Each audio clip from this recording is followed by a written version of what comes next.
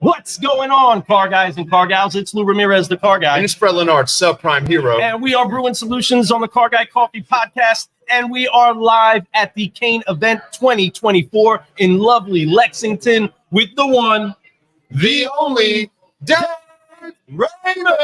Welcome to the show. Excited that you're here. Welcome to the party. Oh, man. Not only is he here at this event, but he's even coming from up north from Canada. And he's doing some things. And I know what I love about it is that, we had the amazing David Kain introduced us. And I know that when he introduces people, that means that's somebody that he sees value in. Wanting you to be on the first person to kick off the show for us at this event. Wow. We appreciate that. I'm honored. We're honored to have you on the show. We're excited to learn a little bit more about you. So I guess the first thing I'm going to ask you is what made you make the decision to come to one of David Kain's events? Well, I've been 4 times. Awesome. So this is third or fourth time. I can't remember. Wow. Oh my God. So it's always a good event. Enjoy it. I think it's the best. And we get a lot out of it for sure. I got 3 of my guys with me as well. Really? I'm kind of confused. I'm like, man, how did we not get you on the microphone yet? But folks, we've already gone international at the very beginning of this event. So you got to do what it is that you got to do to make sure that we get as many people involved in seeing the content that gets put out. There's going to be so many inner brews that happen right here at this event, but we need a little help from the crew out there. We need them to tag a car guy, tag a car gal, and share. Let's get it out there because we want to make sure that people see and hear about what's happening here at the Kain event. And we have somebody who's been to multiple Kain events. This is our 3rd one. Yeah. And so it's good to see that, you're coming multiple times. And, traveling this far is not easy. So an event like this must bring some value to you and your dealerships up north. So what kind of information do you take from these types of events and go back and implement? Yeah, I think we're just always looking for the latest and the greatest. We've always tried to be ahead of the curve on what we do at the dealership. It's getting harder to be ahead of the curve. Everybody caught up really quickly. So we're always looking for that one thing that can put us ahead of the competition in terms of what we're doing digitally and social media and stuff like that. I think I like to bring my guys so that they get the ideas too, so that they understand what I'm preaching when I get back to the dealership. He doesn't come alone. He brings his guys, his people, his team here so that they can get influenced. Digital marketing and the way that we talk to our customers is huge going into the future currently, even in the past, and it's becoming more profound. And getting an edge on that, being able to communicate with them better or find tools or practices that can really change what's happening at your store to be able to take it to the next level is huge. But sharing it with your team, because a lot of times we can come back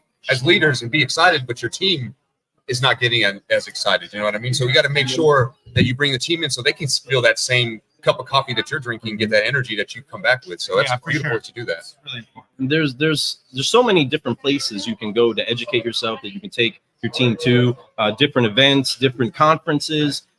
Now you've refined down being in the business for how long? How long you been in the business? Hold on. 30 something. Woo, 30 something, right? Yeah, after 30, it's like, why count? Whatever. We're up there.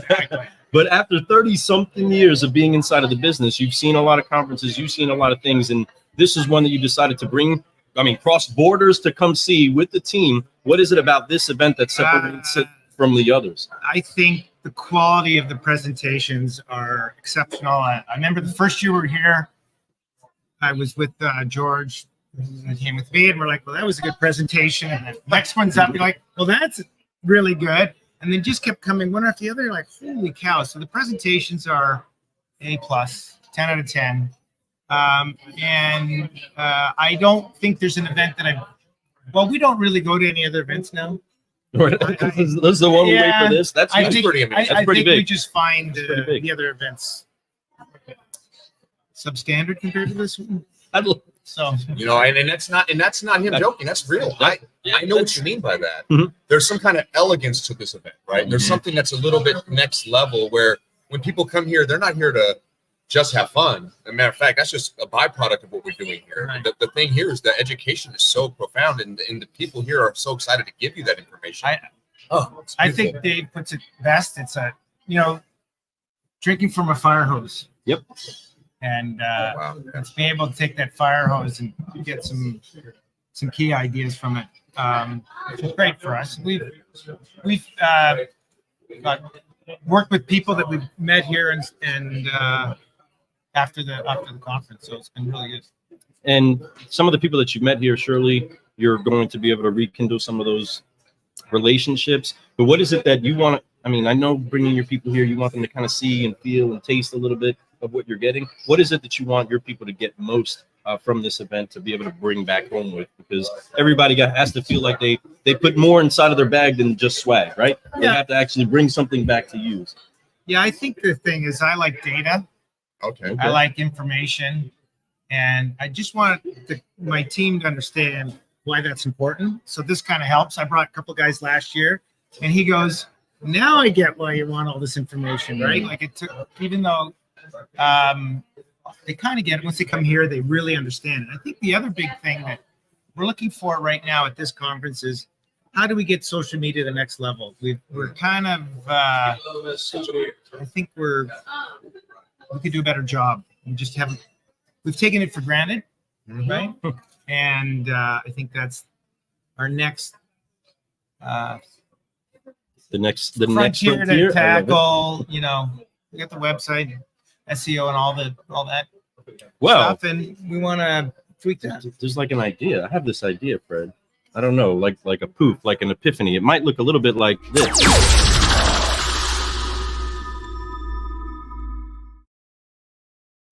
Because Dave, Certified Solutionaries, help with that. That's what we go into different dealerships to be able to do to help develop them on their actual social media game. It's one thing to spend a lot of marketing dollars inside of your social media game. It's another thing to have your entire team embrace what it takes to still continue to populate the internet and social media with the content that keeps people wanting to do business with you. I think the hardest thing, well, that's something to get the team motivated to do it. We either have guys that are 10 out of 10 going full bore, or guys that feel like if they go on social media, they're going to get arrested or something. Like I'm not putting a picture of me out there. Can I change my name? Do you know what I did as a kid? You don't want to be on there. You know. But so, and I think also you guys could probably talk about this. Is I think it's more powerful from them than from me. Yes. Right. Like following the dealership website is, or Facebook, but following a certain individual that posts certain things and then intermixes it with the, the car of the day or whatever is a lot more powerful. It is because it opens up to new networks that are not connected to your dealership. Yeah. You know, it changes it up. It also brings value to the salesperson, understanding that I am a business inside of a business. And if I learn how to market myself, I can really not just take what the dealer's doing for me, right? Yeah. But I can take it to the next level by I'm selling my 15 cars a month. All I have to do is use social media and I can turn it into a 30 car a month. Right. And the thing is, the sales guys say, well, what are you going to do for advertising? I'm like, guys, we can do it, but you guys have to do it too. And it's like pulling teeth. It's a team. It is a teamwork. It's a team effort. It is all those things, but it's finding the why and why they should do those things. Problem is that when we hire people, we don't make that a job description. Right. When you're doing your onboarding these days, you should make that part of when you're hiring. You should make it, hey, these are the details. These are the essential duties I need you to do. Can you agree to do so? And I'm going to tell you, and this is truth. Most people, if you hire them saying this is what you're going to do, they'll do it. It's just that when they don't have to do it, then we switch it to that. All of a sudden, it's like pulling teeth with them. You know, we have one problem.